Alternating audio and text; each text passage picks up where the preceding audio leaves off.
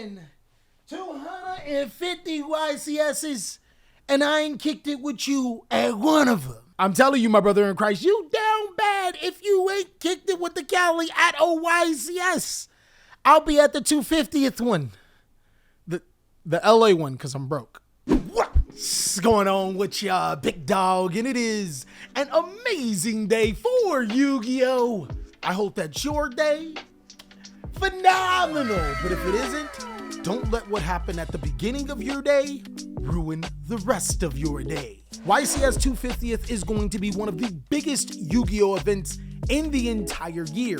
And I thought that I'd be able to prepare my big dogs by getting you guys some information on the best staple cards leading up into that event. Even if you're not going to the YCS, this could be very, very useful on your Yu-Gi-Oh! Journey. And of course, for my big dogs that don't know exactly what a staple Yu-Gi-Oh! Card is, a staple Yu-Gi-Oh! Card is a commonly played Yu-Gi-Oh! Card in most Yu-Gi-Oh! strategies. These are really, really good generic cards that just about every single deck can utilize. So in this video, we're gonna be sorting out the best of the best, the must-plays to staple those divorce papers together. I'm not saying that your lady will leave you for playing these staples, but if you ain't bringing home what you need to bring home, I mean, it is what it is. All right, so if your boy had to describe this format right now, I would 100% say that it's still in a control-based format where there are huge monsters that can turn the tide of the game. Back row removal is a must, and you need to be able to address certain monsters in the game before they completely drain your life points. As you can see, I got 5 different categories here, which are fairly self-explanatory. Let's go ahead and jump on in and start talking about cards like Book of Eclipse. Book of Eclipse is an amazing Yu-Gi-Oh! Card in the format because it does allow you to address those big body monsters on your opponent's side of the field. A Castira board is easily clapped by this, and this card at the very least forces disruptions or can prevent your opponent from making a board. It is versatile. It is one of the most effective cards in the game right now. Who would have known, big dog? Flipping cards face down, kind of similar to how I've been flipping white, would be so phenomenal. I ain't flipping no white. But your mom, she can get flip face down. But on the flip side, not all cards that flip cards face down are made equal. Book of Lunar Eclipse requires you to discard 1 card and has to have 2 monsters on the field to flip face down. I would say staple those divorce papers together. What a lot of Castira players have been doing right now is just summoning a Rise Heart and ending their turn. This makes this card really, really bad because you would have to invest your monster and a discard and this card to be able to out one monster. They're winning at that point in time. And there seems to be a happy median between both of these cards. Book of Moon may not flip as many monsters face down, but also isn't weak to Ash Blossom and Joyous Spring. I would have to say Book of Moon is a really good card because of the same reason why Book of Lunar Eclipse is bad. A lot of players have been just summoning one monster like Castira Rise Heart to their side of the field. Book of Moon can't be stopped by Ash Blossom and flip it face down. My guy, you already know what's happening from there. Ironically, players are playing hand traps right now, but one of the most impactful hand traps is Nibiru to Primal Being. Followed by that, Infinite Impermanence does dodge triple tactics talent, and Ash Blossom and Joyous Spring can be really, really good or okay. I would have to say, unless your deck gets hit super hard by Ash Blossom and Joyous Spring, I probably would not main Call by the Grave. It's crazy, big dog. I'm saying don't main Call by the Grave in 2023. If I would have said this sooner, they would have killed me. Change of Heart is actually way better than what people are giving it credit, especially if players are only going to summon 1 monster to avoid cards like Lava Golem and not give you full value for Book of Eclipse. I've always loved snatching my opponent's bitch. Unfortunately, I wouldn't put Change of Heart in every single deck. I would say if you had the extra deck space to main cards like Castira Rise Heart or Divine Arsenal of Zeus, then go ahead. And the reason why is because in the Castira matchup, you can steal their Castira Shangri-La. Bro, I don't know how to say this card's name. The rank 7 monster that summons. And then slap your Arise Heart on top of it. And if you're playing against an Exceed based matchup, well, snatching their Exceed monster and slapping a Zeus on top of it is too strong. Also, let's not forget the link capabilities. If you're playing a deck that can link someone a lot, Change of Heart. Cosmic Cyclone, guys, does not get enough credit. This is easily easily one of the most effective cards in the game. My guy, you don't like losing the back row? Play back row removal! It's like me saying I don't like being cheated on, but still getting back with my ex. Hey, baby Dier, you want to take me back? Mind your business, it's personal. But I really love Cosmic Cyclone in this format. Not only can it hit field spells, which almost every single deck seems to be playing, preventing them from getting a search more often than not, it can also hit some of those niche cards that you may want removed. Against the Kashtira matchup, being able to remove Kashtira Birth, the Kashtira Trap card that I can't think of, and their field spell, insane. Against Therion decks, hitting the field spell, insane. Against Labyrinth, well, you can banish a welcome card and it won't come back. Insane. This card is absolutely cracked right now. That single spot of removal, its only problem, Yu-Gi-Oh players, you're in die. 1,000 life points won't hurt, right? People have talked about me for so long when I said Crossout Designator's a bad card. And it's still a bad card. My guy, this card is more ass than a big booty strip club. Crossout Designator is a fairly complicated card, but allow me to break down why I don't think that this card is good. 1, you and your opponent must be playing the same cards. We're in a format where there are so many different decks, so many different thought processes that have all been successful over the course of the format. You also need to be able to have this card in your hand, and your opponent has to have said card to stop you. Holy shit, my guy, this card is for players that live in nothing but fear. Now, I will say, there are points in times where Crossout Designator could be a good card, like if you're sideboarding it, but this is a Staples tier list. Staples all about the main board. Now, I would say Dark Hole is not a bad Yu-Gi-Oh card, but it is 100% situational. What I like about Dark Hole is being able to destroy your own monsters if you keep getting Nightmare Crept or Ibly locked, or you have a deck that wants to destroy its own monsters. Dark Hole just might be your card. Dark Ruler No More inside of the main board. Holy boss.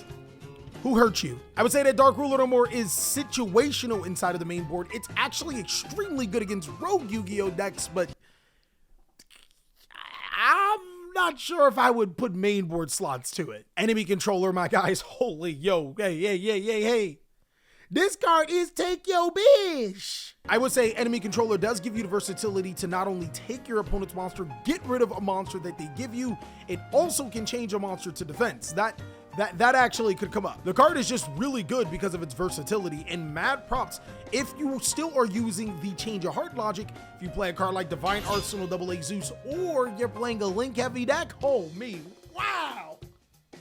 Card's pretty good. Evenly matched inside of the main board, my brother in Christ, you're wild. I think it's a good idea. A lot of people side Artifact Lancia. Nobody's maining Artifact Lancia to counter evenly matched. No one's maining a Pointer of the Red Lotus. If you play this in the main board, you kinda saucy. Now the Forbidden cards, holy, I think so much about the Forbidden cards right now. Forbidden Chalice, I would actually say is pretty freaking good right now. This card's really, really powerful. Forbidden Chalice at times can be better than Infinite Impermanence. Not only does it allow you to address an on-field problem, it does not matter about the cards that you have on your field. It can also be activated in a damage step. In past turn 1, this is better than Infinite Impermanence, my friend. You can just set it and activate it any given time. Also, that 400 attack boost, it's good. Big Body Lance, boys. This card is 100% deck dependent.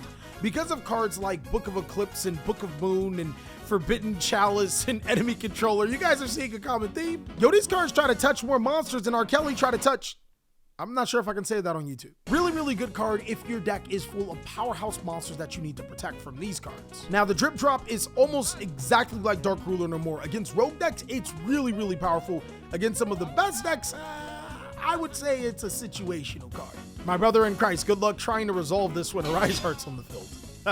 Harpy's Feather Duster, guys. Didn't I just tell you that it's a back row heavy format? Personally, I think everyone should be playing Harpy's Feather Duster. This is what we do, guys. If everyone mains Harpy's Feather Duster, trap players will start playing cards like Starlight Road.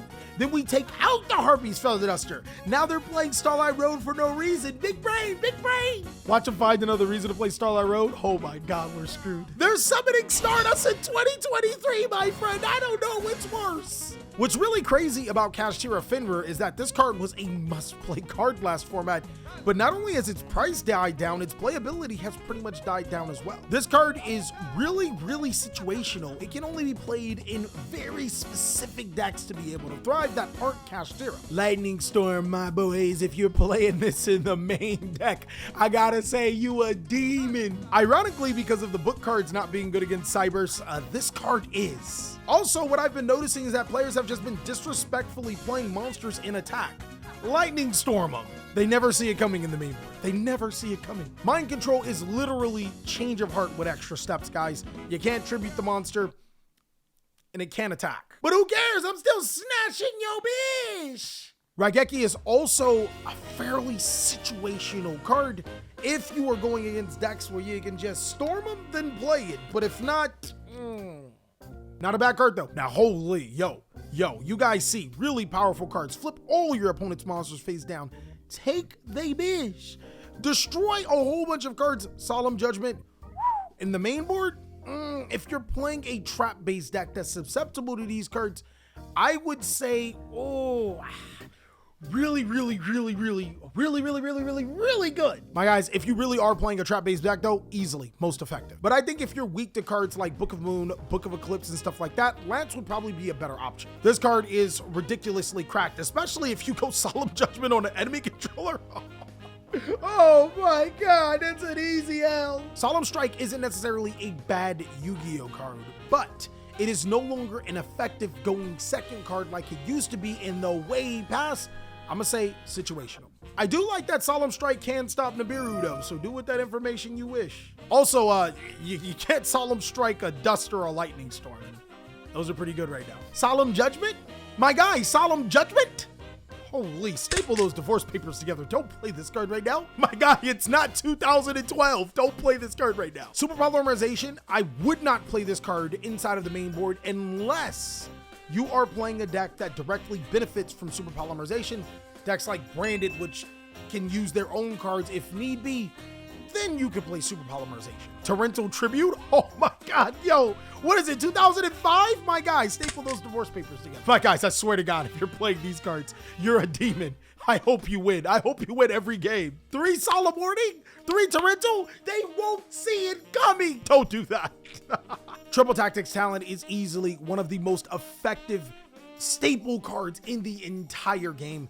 In most topping lists, if you see any staple Yu-Gi-Oh cards, they're Triple Tactics Talent, Book of Eclipse, or Book of Moon. And Triple Tactics Talent, you already know, it does 3 things.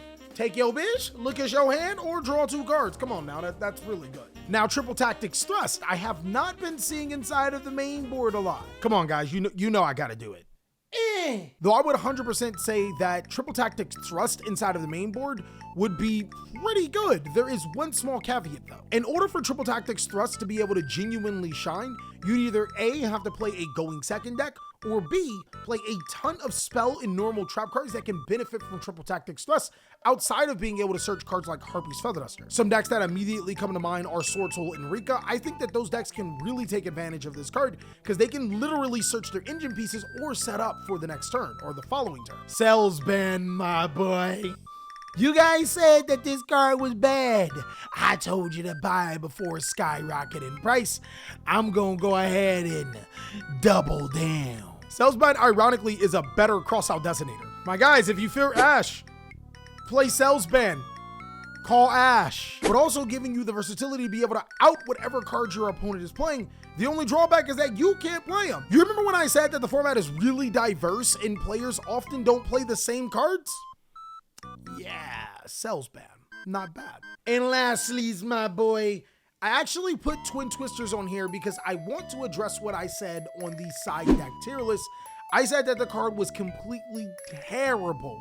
I don't think that's no longer the case. Twin Twisters is a quick play spell or trap card that can remove multiple cards on the field before you get into the main phase, before your opponent can activate some important effects. With that being said, this card being as high as gas prices are going to be in a couple of weeks, I would 100% say that it's a deck-dependent deck, not necessarily on the top of the list, but a lot better than what I originally gave it.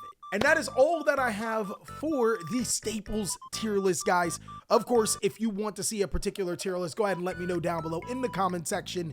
And again, if you want to prepare for YCS, 250th? Bro, guy, I was just gonna call it LA, but there's like 3 YCSs. Go ahead and check out these videos as they'll give you all of the information you need, and I'll catch you on the next one.